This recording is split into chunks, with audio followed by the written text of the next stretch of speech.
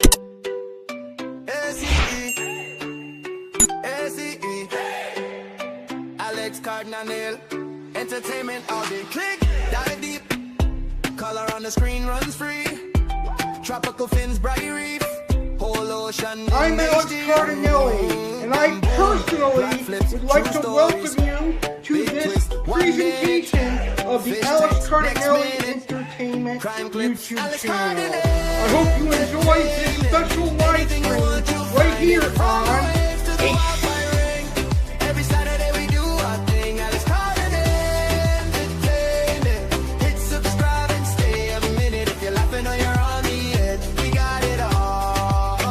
Watching A.C.E.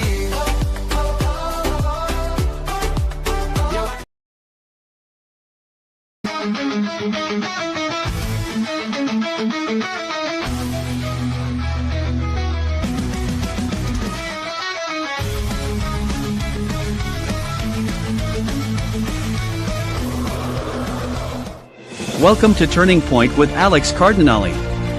Discover the stories behind the headlines. Join us on an enlightening journey as we delve into the world of tragedies and natural disasters that have shaped history in the United States and around the globe. Our show, Turning Point with Alex Cardinale, is here to uncover what caused these impactful events. What valuable lessons can we learn from them? How do they continue to influence our world today? Don't miss out. Stay informed and inspired as we explore the unexpected turning points that define our world.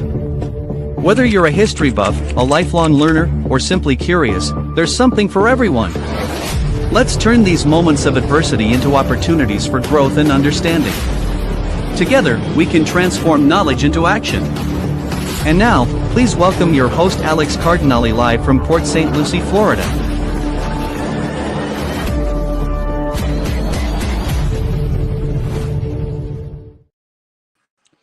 Hello everyone! Welcome to episode 3 of Turning Point, where I, Alex Cardinale, dive into America's deadliest tragedies. Tonight on Turning Point with Alex Cardinale, we're going to talk about hurricanes. Now, hurricanes are a natural disaster. They are a tragedy that you can prepare for, but you won't know how bad of a tragedy is going to be until after it has happened.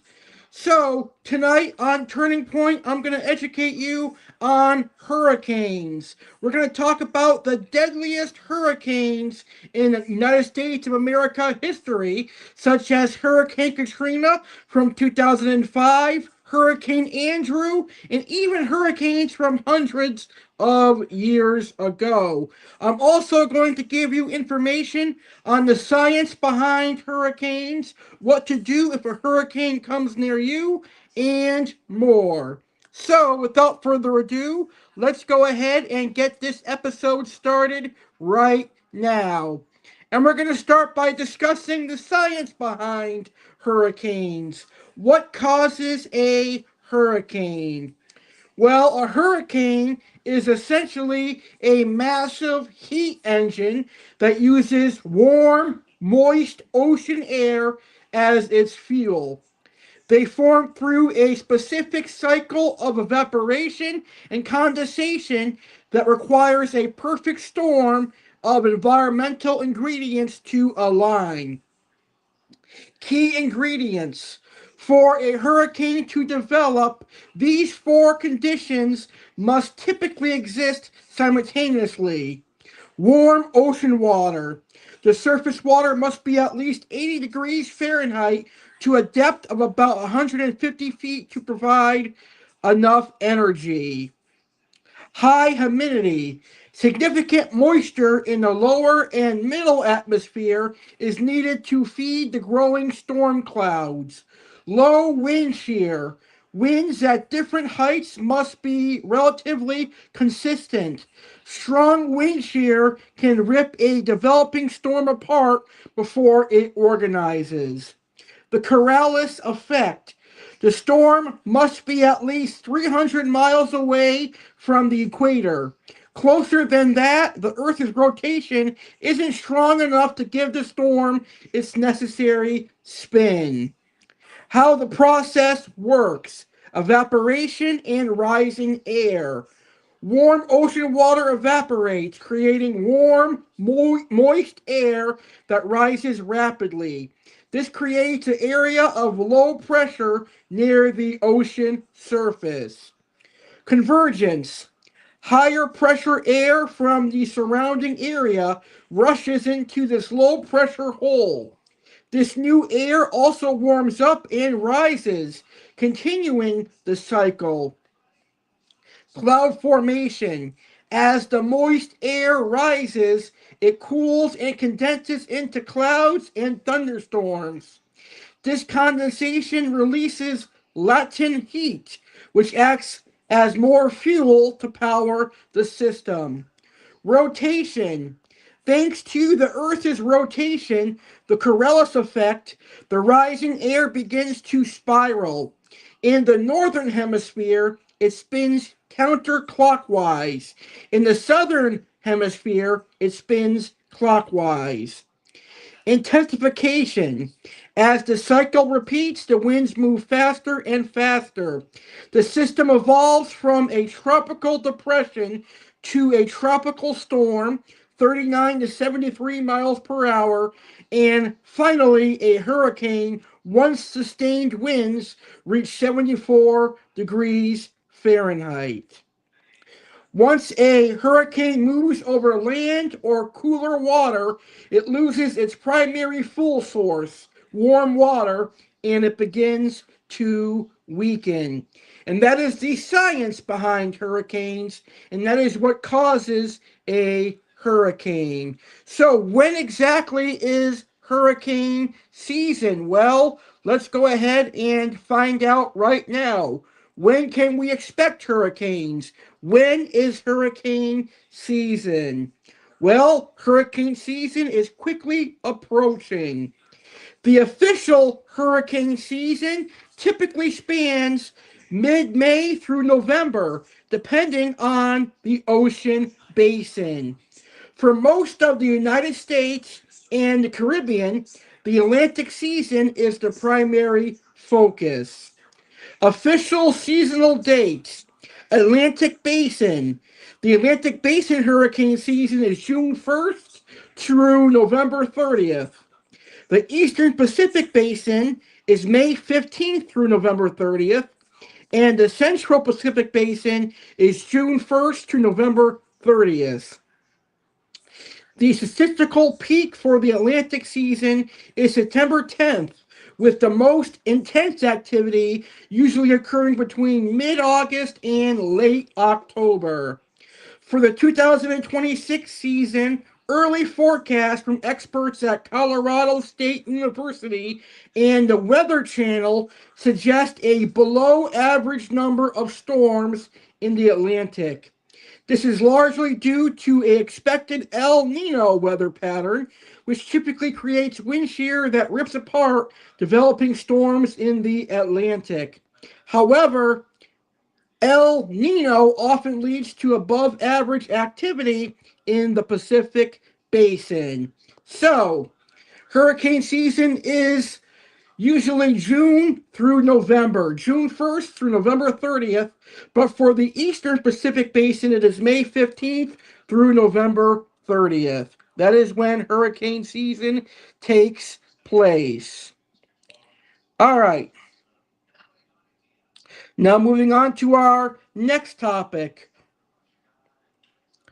What measures do we take to mitigate hurricane damage? Here are our measures that we take to mitigate hurricanes.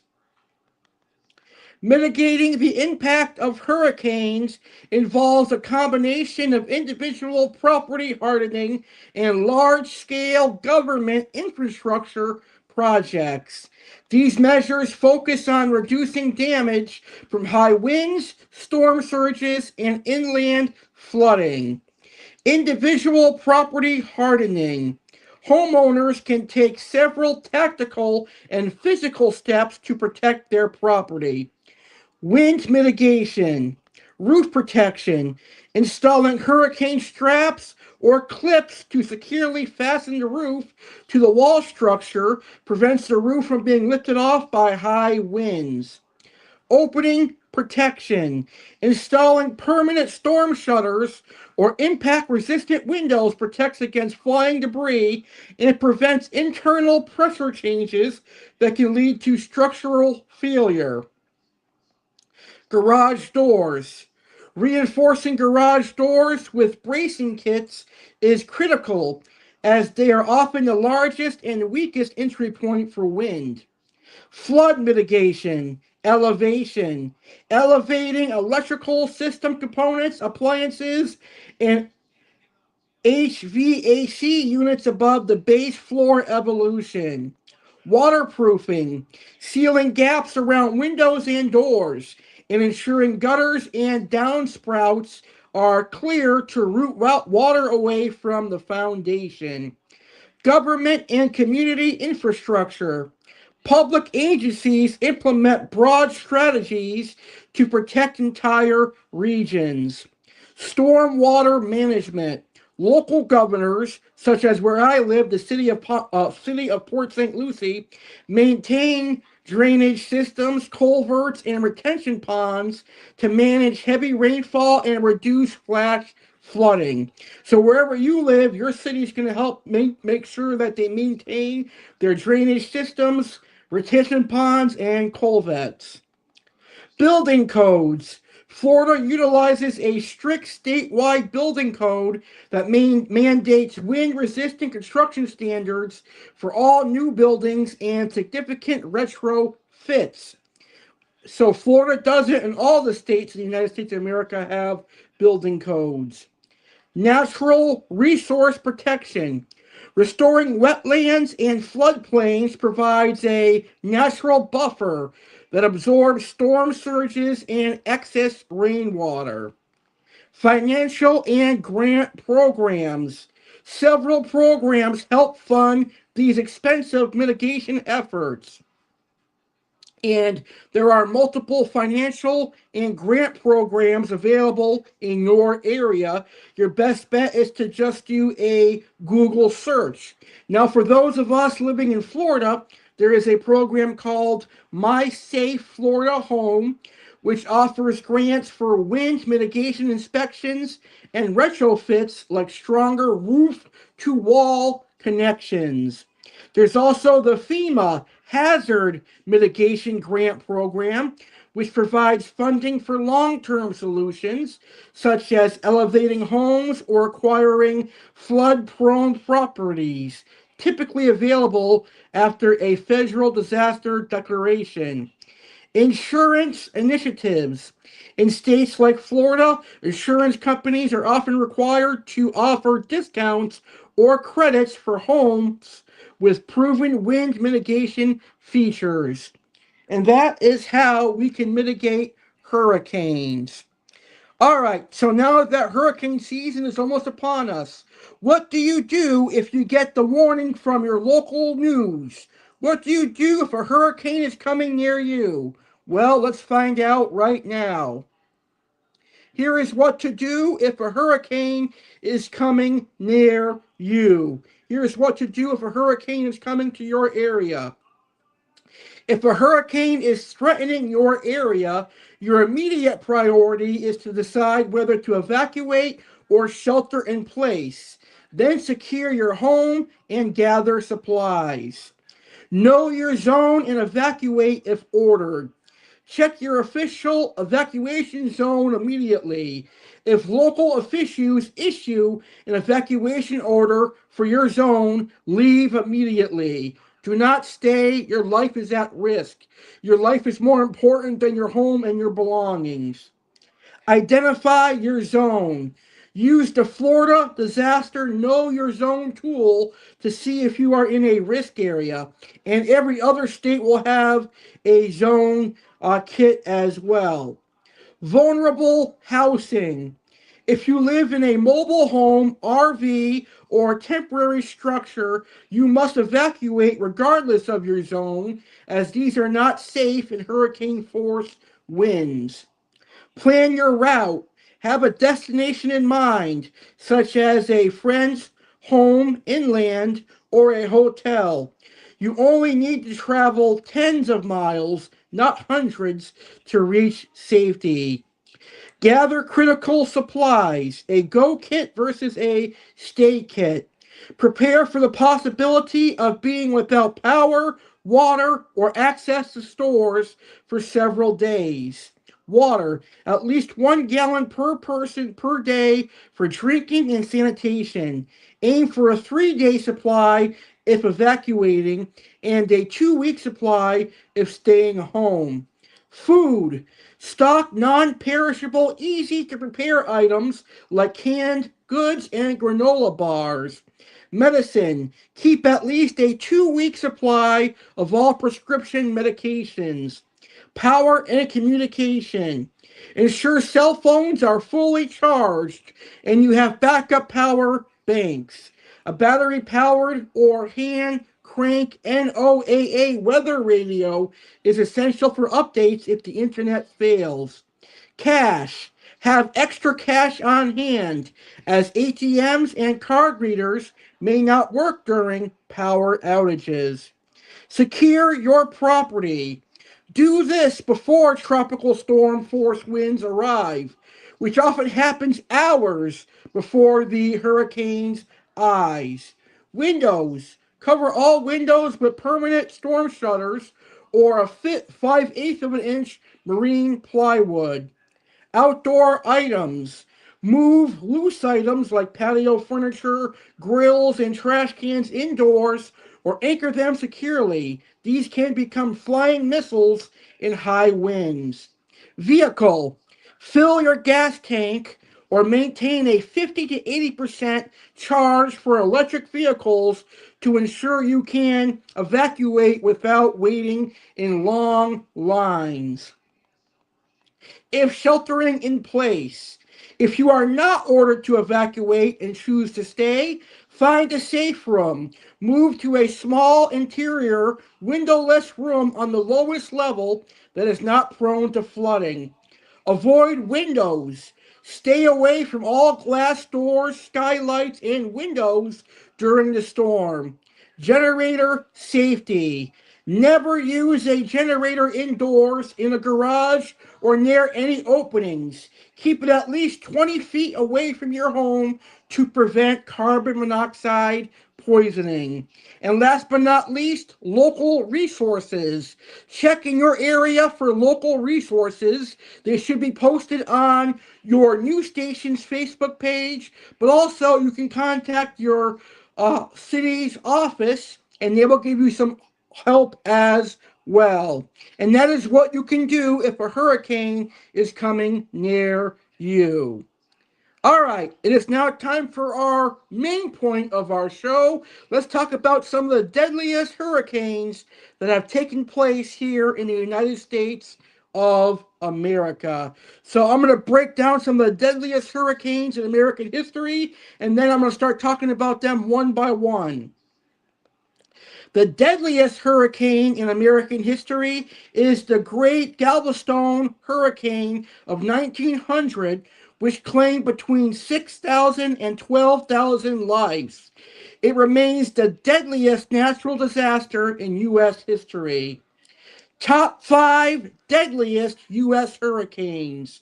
While historical estimates vary, the following storms are widely recognized by the National Hurricane Center as the deadliest to affect the United States and its territories. Up first, we have the Great Galveston Hurricane from 1900. 8,000 to 12,000 deaths. A Category 4 storm that leveled the island city of Galveston, Texas, with a 15-foot storm surge. Then we've got the San Sirocco Hurricane from 1899, 3,400 deaths. This powerful storm devastated Puerto Rico, causing catastrophic flooding and crop destruction. Hurricane Maria from 2017, 2,975 to 2,982 deaths. Striking Puerto Rico as a Category 4, it caused a total power grid failure and led to a massive humanitarian crisis. Okeechobee Hurricane right here in Florida, 1928. 2,500 to 3,000 deaths. It breached the dikes of Lake Okeechobee in Florida, drowning thousands in the surrounding communities. And finally, we have the Canary Commanda hurricane from 1893, which had over 2,000 deaths. This one is also known as the Great October Storm. It decimated a fishing community in southern Louisiana. Notable recent deadly storms. In modern history, two major storms have had significant impacts on the U.S. mainland. Hurricane Katrina, 2005. At least 1,392 to 1,833 deaths. Most fatalities occurred in New Orleans due to catastrophic levee failures. Hurricane Helen, 2024, just 2 years ago, approximately 228 to 252 deaths. This storm caused widespread destruction across the southeastern U.S., particularly in Florida and North Carolina. And those are some of the deadliest hurricanes in the history of the United States of America. Well, coming up next here on Turning Point, we're going to talk about the deadliest hurricanes one by one, and I'm going to break them down for you with plenty of information on them. So coming up next, get ready to learn about the Great Galveston Hurricane. Get ready to learn about some Hurricane Marias from 2014 and 2017 and more. But first, let's go ahead and take a quick programming break. I, Alex Cardinale, the founder of Alex Cardinale Entertainment YouTube channel, am proud to announce that on June 22nd through June 28th, I'll be hosting the inaugural Amazonian Week. And on Amazonian Week, we're going to learn everything about the biggest rainforest in the world. There's even going to be an episode of Turning Point dedicated to the Amazon River in South America. Here is some more information about Amazon Week. And when we come back, we'll talk about some deadly United States hurricanes. Alex Cardinale here, and it's no secret, I love the Amazon rainforest and the animals that live there. As a matter of fact, 90% of the fish that I keep come from the Amazon River and South America. So, I hereby announce the Alex Cardinale Entertainment is thrilled to announce the inaugural Amazonian Week, a captivating series of live streams and videos dedicated to celebrating and raising awareness about the Amazon rainforest. From Monday, June 22nd to Sunday, June 28th, 2026, join me for an immersive journey into the heart of the world's largest rainforest. I am proud to announce that in June, I will be hosting an entire week of live streams and videos dedicated to the Amazon River in South America. This will be a yearly event to raise awareness for the largest rainforest in the world, the people that live there, and of course, educate about the different animal species that call the Amazon home. Event highlights: Amazonian Saturday with Alex Cardinale. On Saturday, June 27th, 2026, enjoy Amazonian Saturday with Alex Cardinale. This special day will feature interactive content such as 3 rounds of Two Truths and a Lie centered around the Amazon rainforest and South America. The day's segments will delve into the fascinating world of Amazonian animals, Amazonian fish, and more. Here is the weekly schedule for the very first Amazonian week. Monday, June 22nd, aquatic wetline with Aqua Alex, Amazonian fish. Tuesday, June 23rd, jaguars with me, Alex Cardinale. Wednesday, June 24th, we'll learn about anacondas. Thursday, June 25th, Detective Alex Cardinale will talk about crimes that took place in the Amazon rainforest and South America. Friday, June 26th, it'll be an episode of Turning Point, and we'll talk about some tragedies that took place in the Amazon. And Saturday, June 27th, will be Amazonian Saturday with Alex Cardinale. And it all concludes on Sunday, June 28th, with Dolphins with Alex Cardinale. Don't miss Amazonian Week taking place Monday, June 22nd through Sunday, June 28th, right here on the Alex Cardinale Entertainment YouTube channel, ACE. Welcome back to Turning Point with Alex Cardinale. Tonight we are talking about the deadliest hurricanes that struck the United States of America. And now we're going to start talking about them individually. And we're going to start with the deadliest of them all, the Great Galveston Hurricane from 1900 in Texas. The Great Galveston Hurricane of 1900 was a Category 4 storm that struck on September 8th, killing between 6,000 and 12,000 people. It remains the deadliest natural disaster in United States history, primarily because the low-lying island city was overwhelmed by a 15.7-foot storm surge that put the entire city underwater. At the time of the storm, Galveston was a booming port city known as the Wall Street of the South, but it's at just 9 feet above sea level at its highest point.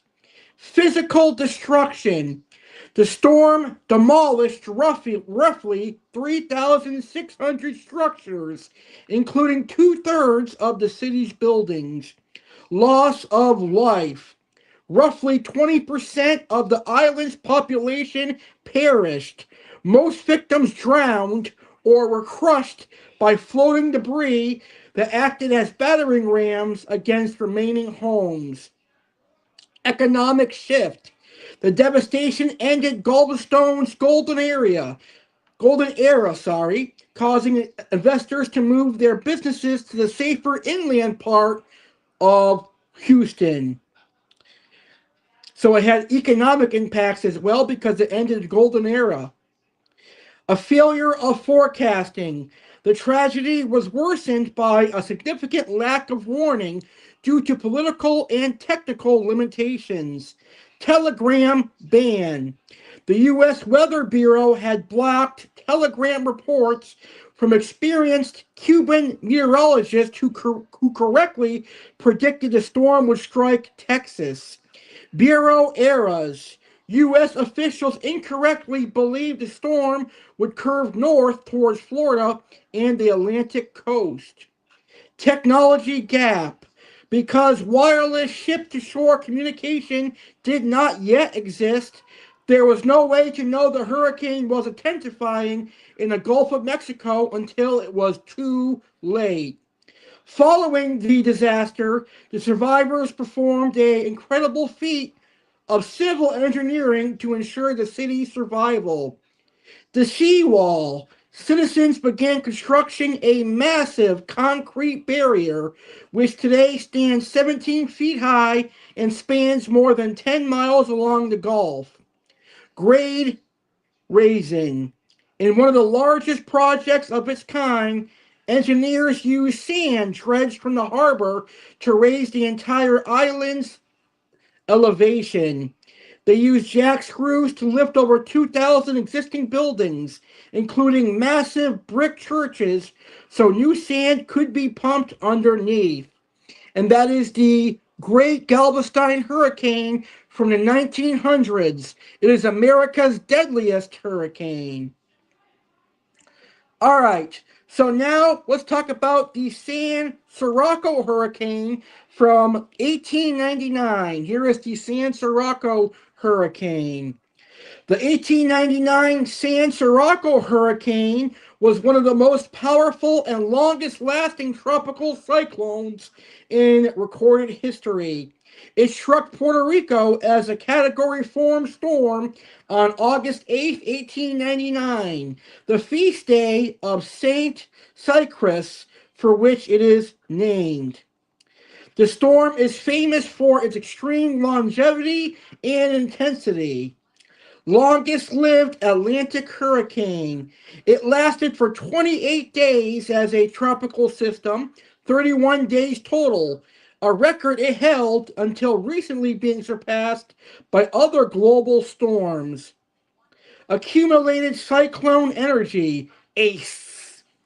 It held the record for the highest ACE of any Atlantic hurricane, 73.57 for over a century, which measures the total wind energy released by a storm over its lifetime. Deadliest in Puerto Rico.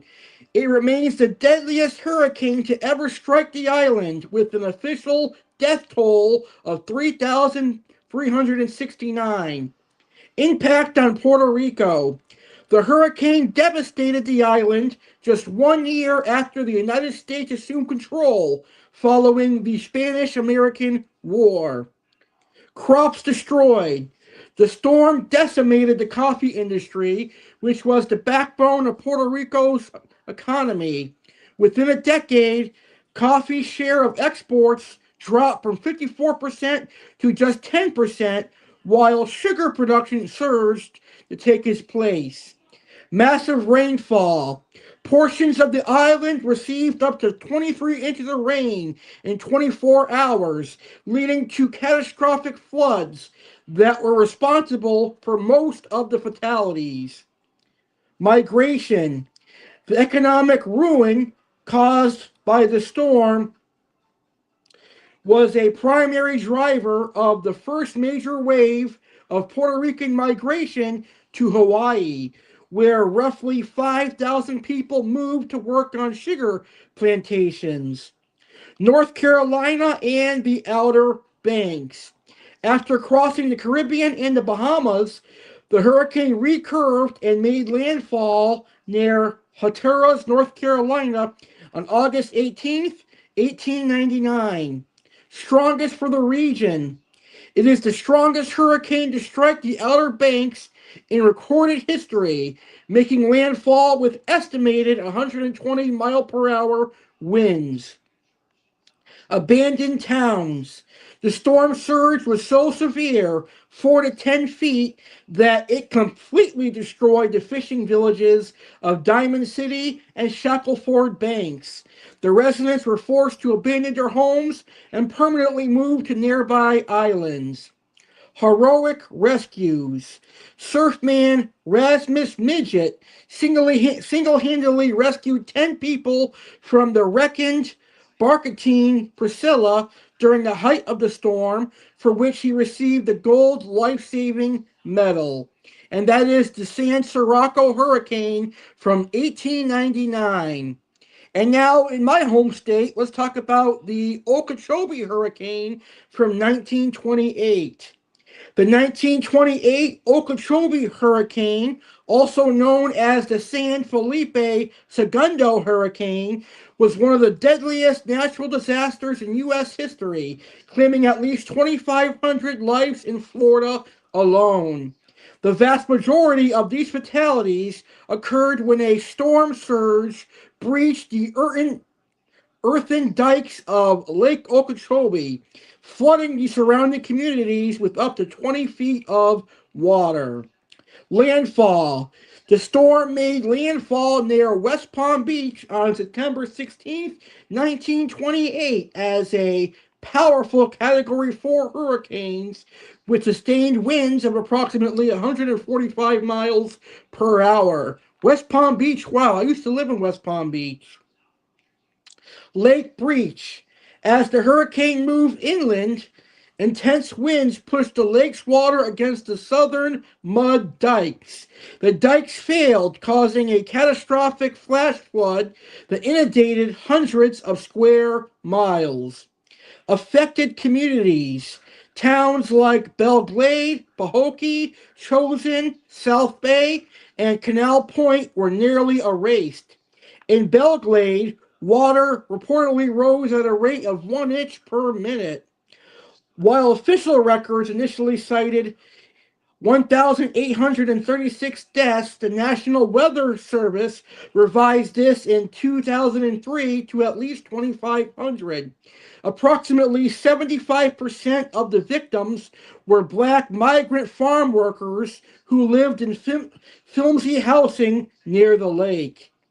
The aftermath was marked by deep racial segregation. White victims were often given proper burials and coffins at sites like Woodland Cemetery. In contrast, black victims were largely buried in mass unmarked graves or burned on funeral pyres. Port Micah Cemetery, a mass grave site containing approximately 1,600 victims. Tamarind Avenue and 25th Street, an unmarked mass grave in West Palm Beach where 674 black victims were interred. It was finally recognized with a historical marker in 2003. The disaster fundamentally changed Florida's approach to water management. Herbert Hoover Dike. After a visit from then President-elect Herbert Hoover, the U.S. Army Corps of Engineers constructed a massive 143-mile-long dike system around the lake to prevent future floods. And that is the Lake Okeechobee hurricane from 1928. All right, now we're going to talk about two Hurricane Maries. And let's start with the Hurricane Marie of 2017. Hurricane Marie 2017 was a high-end Category 4 storm when it struck Puerto Rico on September 20th, 2017, with sustained winds of 155 miles per hour. It is widely considered one of the worst humanitarian disasters in U.S. history. An estimated 2,975 to 3,059 people died due to the storm and its aftermath, making it the deadliest named Atlantic hurricane of the 21st century. It caused approximately $91.6 billion in damages, largely due to the complete destruction of Puerto Rico's power grid, which led to the longest blackout in United States history. Meteorological record. Maria is one of the most rapidly intensifying storms on record, jumping from a Category 1 to a Category 5 in just 18 hours. And now let's talk about Hurricane Maria 2014. Hurricane Maria 2014 was a rare Category 5 storm in the eastern Pacific.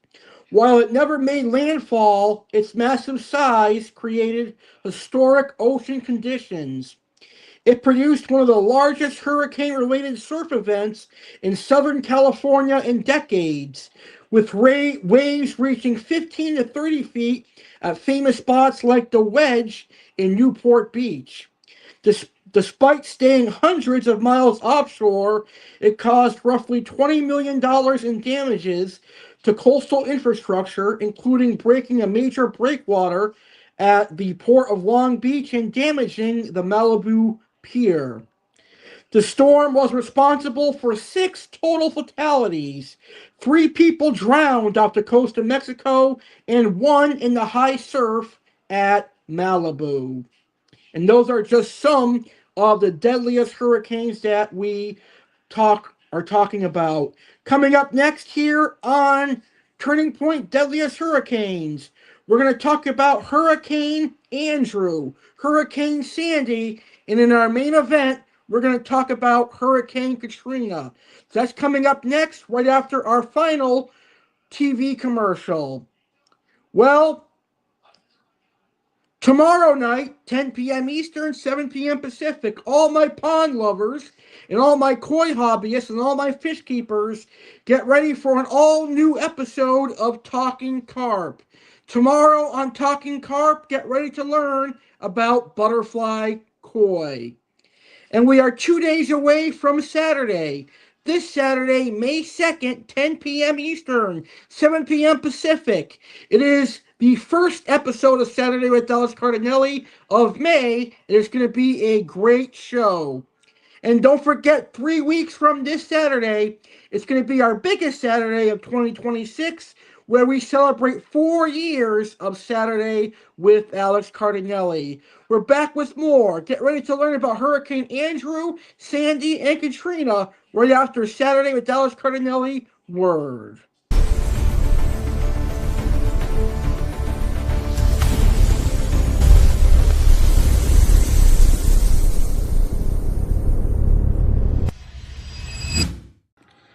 On the next Saturday with Alex Cardinale, we kick off May.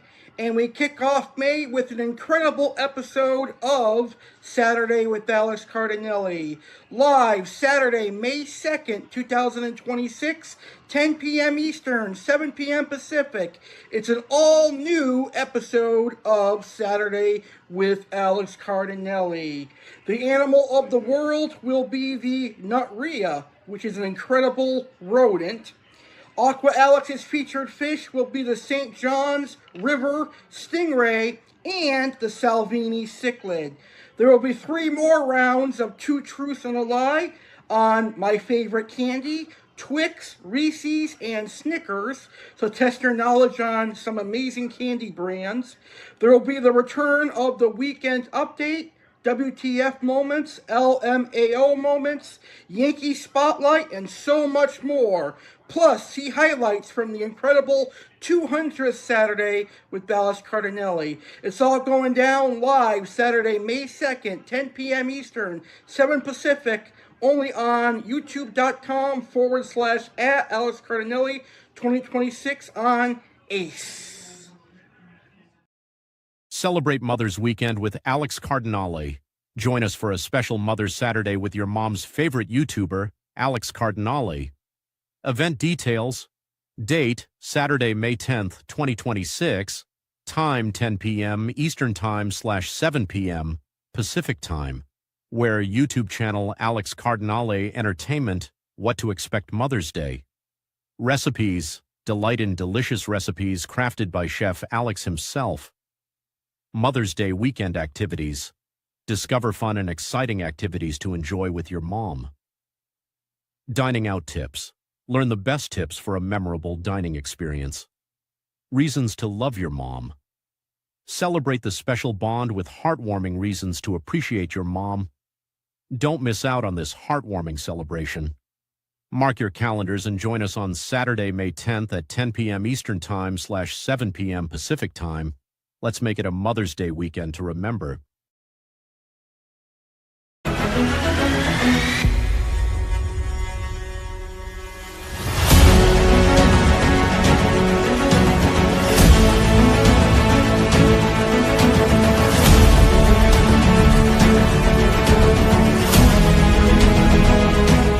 Get ready for the biggest Saturday with Alex Cardinale of 2026.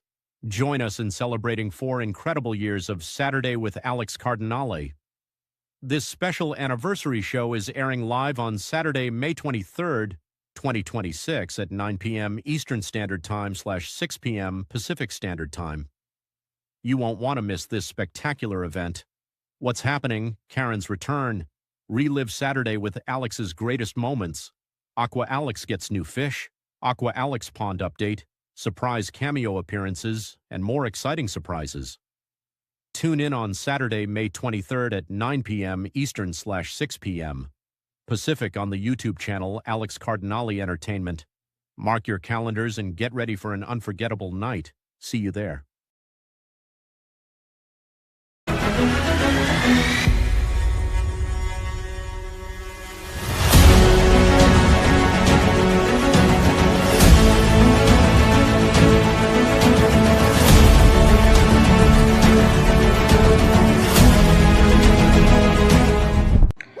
I'm Alex Cardinale. I'm the host and founder of Saturday with Alex Cardinale. And I'm proud to tell you, Saturday with Alex Cardinale is now 4 years old. I started Saturday with Alex Cardinale in 2022, and now in 2026, we celebrate 4 years of Saturday with Dallas Cardinale.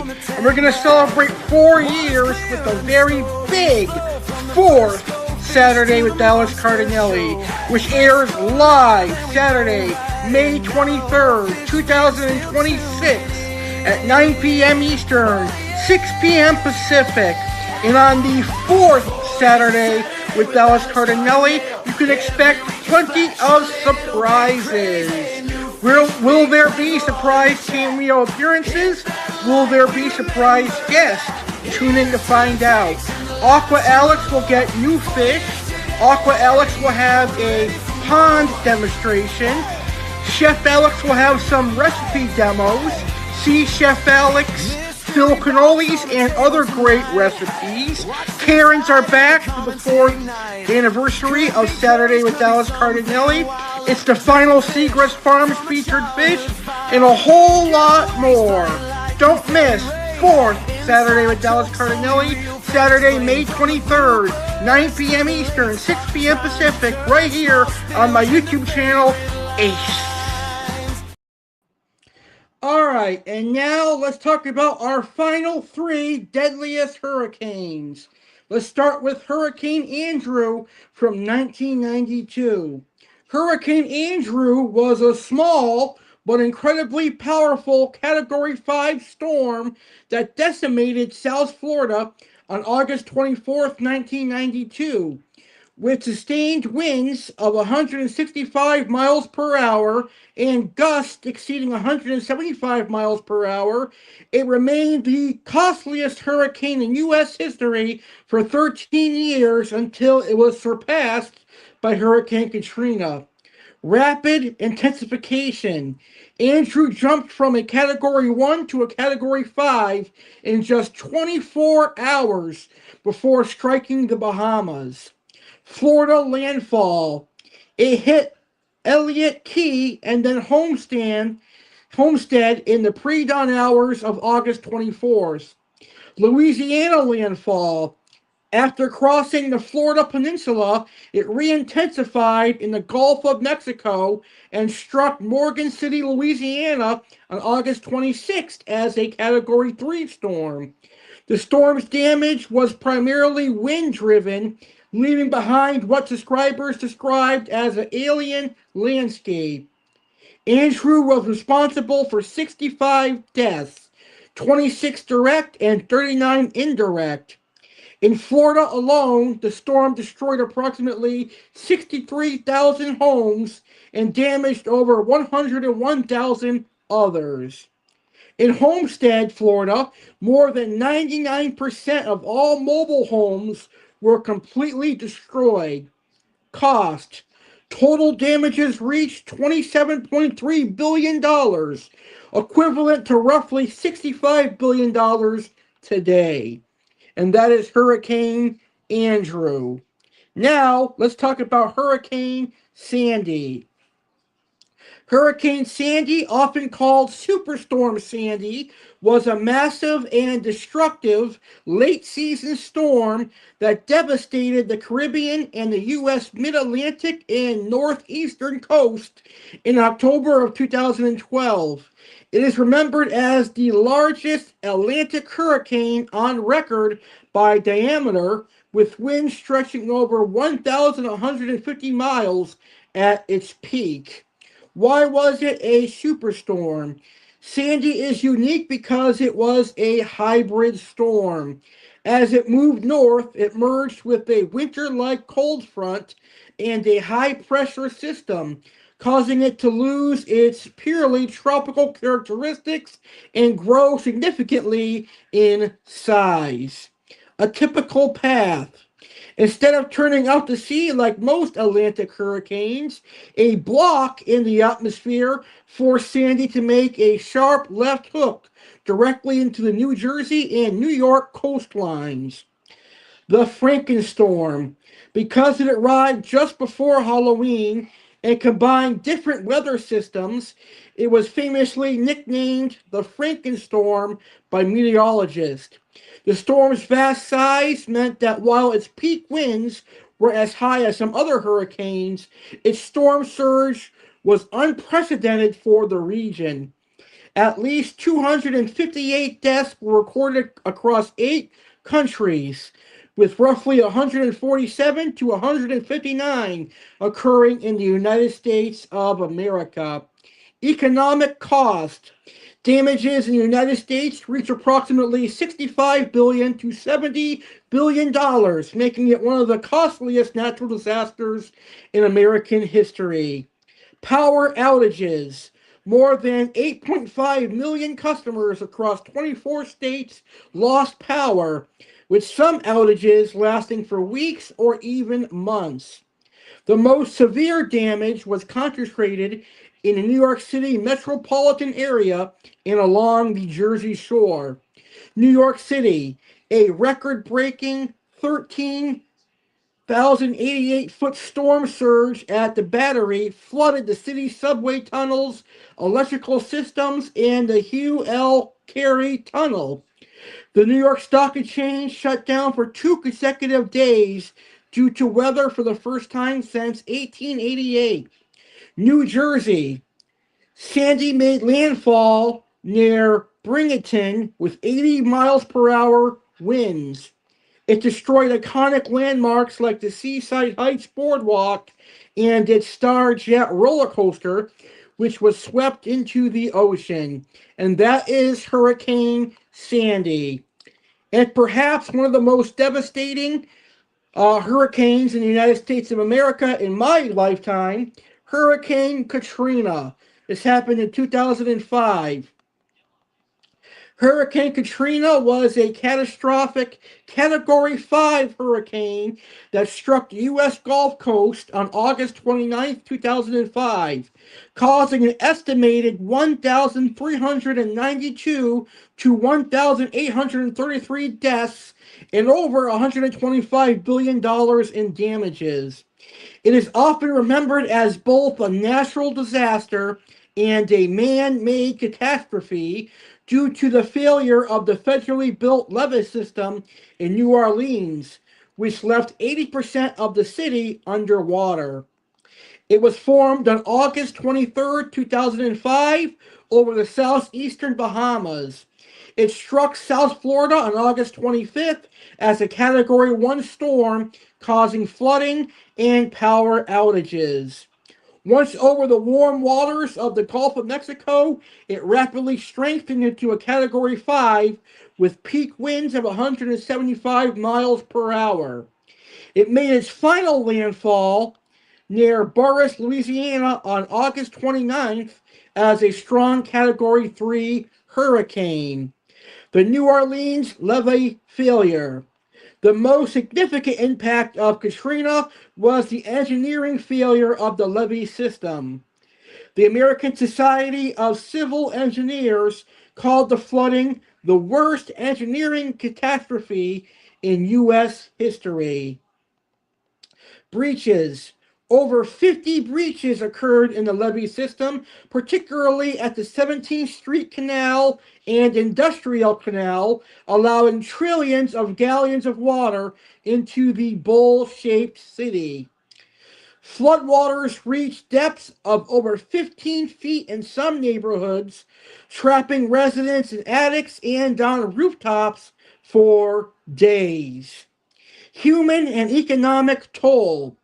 The storm caused one of the largest internal displacements in U.S. history, forcing 1.5 million people to leave their homes.